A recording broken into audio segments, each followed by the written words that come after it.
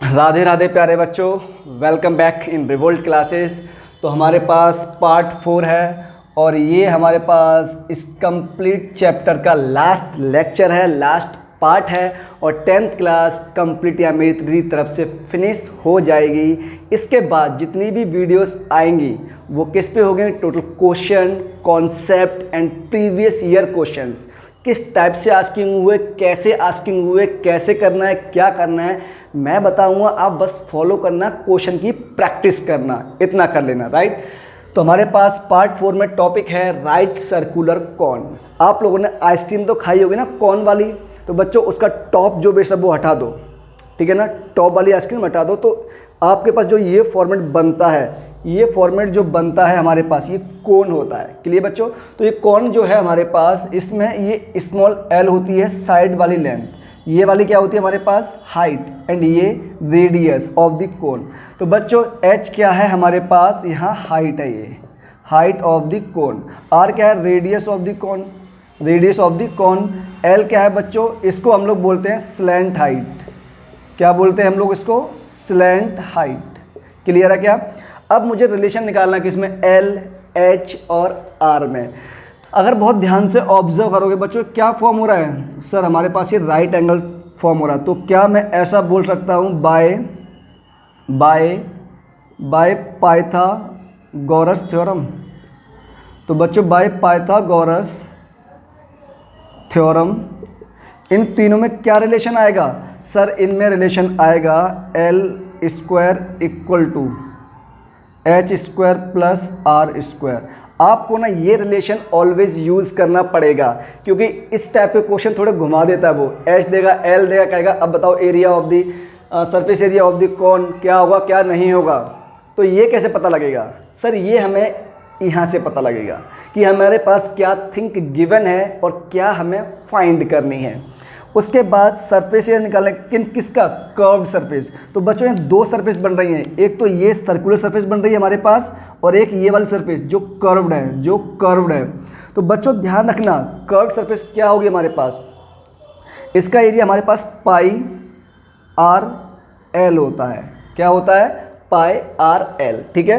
अब नेक्स्ट है हमारे पास इसकी यूनिट बच्चों एरिया है, तो क्या होगी? यूनिट स्क्वायर, ठीक है। बेस एरिया कौन सा है? सर ये जो सर्कुलर बॉडी बन रही है, मतलब सीधा हो गया हमारे पास, सीधा हो गया क्या? Pi are square. क्या हो गया sir? Pi are square unit का होल स्क्वायर। इतनी बात आपको समझ में आई? अगर इतनी बात समझ में आ रही है तो मेरे हिसाब से किसी भी बच्चे को तकलीफ़ नहीं होनी चाहिए। बेस एरिया समझ में आया आपको? बेस एरिया और कर्व्ड एरिया। अब क्या चाहिए? Total surface area, total surface area. तो वो क्या होगा? Sir curved area plus base area means pi R L plus pi are square. तो इसको आप सॉल्व करोगे, ज़रूरत क्या है सॉल्व करने की? क्या हो गया बच्चों? ये यूनिट स्क्वायर, राइट। अब क्या चाहिए? सर वॉल्यूम चाहिए। वॉल्यूम मतलब इसने कितना स्पेस कवर कर रखा है। बच्चों ध्यान रखना इसका वॉल्यूम ये होता है 1/3 multiply base area multiply height, HIGHT। Clear है? Means 1/3 multiply base area pi are square multiply height. तो इसका एरिया क्या हो गया बच्चों? 1/3 pi are square H। Volume है, सॉरी नॉट एरिया, वॉल्यूम है तो क्या होगा? Unit cube. तो बच्चों हमारे पास वॉल्यूम आ गया, एरिया आ गया, सरफेस एरिया आ गया, टोटल सरफेस एरिया आ गया। यहाँ तक किसी को दिक्कत नहीं होनी चाहिए। आपके पास ये मोस्ट इंपॉर्टेंट टॉपिक है बच्चों। इसमें मोस्ट इंपॉर्टेंट इसलिए बोल रहा हूँ, छोटा सा कॉन्सेप्ट यूज़ होता है, ज़्यादा बड़ा कॉन्सेप्ट भी इसमें यूज़ नहीं होना है, बस स्मॉलेस्ट कॉन्सेप्ट। और स्मॉलेस्ट कॉन्सेप्ट यूज़ करके 2 और कई बार 4 मार्क्स का क्वेश्चन डायरेक्टली यहाँ से आता है। अपने को ना बच्चों एक बॉडी को ना दूसरी बॉडी में कन्वर्ट करना है। कोई मेटलिक बॉडी को वन बॉडी से सेकंड बॉडी में कन्वर्ट करना है। जैसे कि आप लोग एसएसटी में पढ़ते होंगे कि हमें बॉडीज़ में अगर हम लोग किसी भी बॉडी को दोबारा यूज़ करना चाहते हैं तो उसे हम लोग क्या करते हैं? मेल्टेड प्रोसेस से कन्वर्ट करके उसको सेकंड फॉर्म में कर देते हैं, यानी कि रिफॉर्म बोलते हैं जिसको हम लोग बॉडी को, ठीक है। तो प्यारे बच्चों इसमें क्या करना है, इसमें बेसिक कॉन्सेप्ट एक ही है और वो क्या है, एरिया पे फ़र्क पड़ेगा सर, 100% फ़र्क पड़ेगा बच्चों। अगर सपोज दैट मैंने एक ऐसा बहुत बड़ा वॉल्यूम ले लिया जिसकी रेडियस सपोज दैट 50 मीटर है, इतनी बड़ी शेप का मैंने रेडियस शेप का एक स्फीयर ले लिया। क्या ले लिया? स्फीयर ले लिया। अब मैं उस स्फीयर को छोटे छोटे 100 स्फीयर में कन्वर्ट कर दूं, छोटे छोटे 100 स्फीयर में, या फिर बहुत बड़े वॉल्यूम का मैंने एक कंटेनर लिया जिसमें कांच था, उस कांच को मेल्ट करके मैंने क्या कर दिया, छोटे छोटे मार्बल बना दिए। एक बिगर एरिया था, अब एक छोटा सा एरिया है, तो एरिया फर्क पड़ा क्या? यस सर, एरिया फर्क पड़ेगा। किस पर फर्क नहीं पड़ेगा सर? वॉल्यूम पर फर्क नहीं पड़ेगा। जितना स्पेस उसने पहले कवर किया था उतना ही अब कवर करेगा।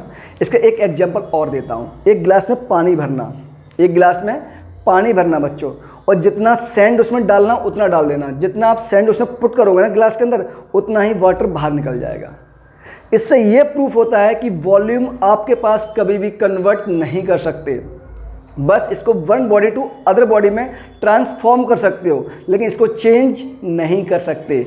चेंज किसे कर सकते हैं? एरिया को। तो बच्चा पार्टी मतलब मैं बोल रहा हूँ, अगर मेरे पास वॉल्यूम 1 स्टार्टिंग में था तो लास्ट में भी क्या होगा? वॉल्यूम 2 के इक्वल होगा। इतना कन्वर्ट करना है। एक छोटा सा एग्जाम्पल समझते हैं, तब आपको और अच्छे से क्लियर होगा।